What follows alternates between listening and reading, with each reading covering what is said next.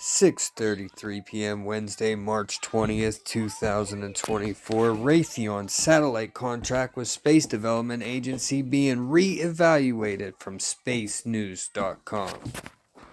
Military. SDA's Tracking Layer Tranche 1 program will not include 7 Raytheon-made satellites as originally planned. Written by Sandra Irwin, March 19th, 2024. Washington. The Space Development Agency's network of sensor satellites in low Earth orbit known as Tracking Layer Tranche 1 will not include 7 satellites made by Raytheon Technologies as originally planned. SDA is reevaluating and considering rescoping Raytheon's Trash 1 tracking layer work, an agency spokesperson said in a statement in response to questions from Space News. The spokesperson said that the agency could not comment on the specifics of why Raytheon will not be delivering 7 satellites that the company was expected to build under a $250 million contract awarded in 2023.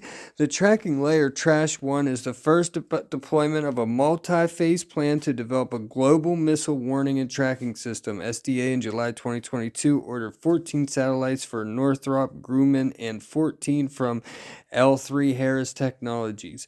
Raytheon was one of the bidders that didn't make the first cut, but SDA later decided to add 7 Raytheon satellites as the 5th plane of the constellation after Congress increased the agency's 2023 budget by $250 million specifically to pay for missile tracking satellites.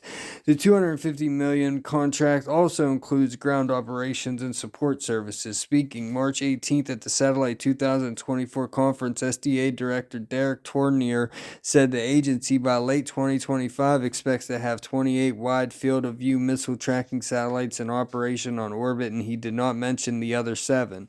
The SDA spokesperson noted that removing those 7 satellites should not significantly impact the performance of the missile tracking network. Minimum viable product. It's important to keep in mind that the minimal viable product for Trash 1 tracking is 28 missile warning missile tracking space vehicles that deliver the minimum viable capability of regionally persistent warning and tracking of missile threats, including advanced threats like hypersonic glide vehicles, said SDA in a statement.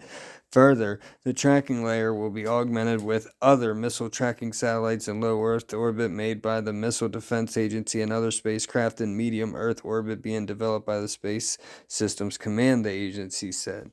The SDA's work in this area is part of a collaborative approach that includes the MEO missile warning missile tracking efforts underway at SSC and the integrated data and ground efforts of the Missile Defense Agency, said the spokesperson.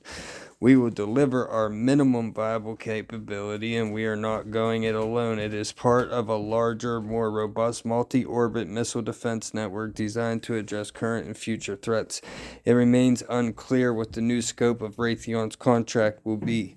Industry sources said that the issue appears to be that the $250 million contract, a fixed-price agreement committing the supplier to meeting a set cost, would put Raytheon at risk of having to absorb higher than expected overruns due to increased costs.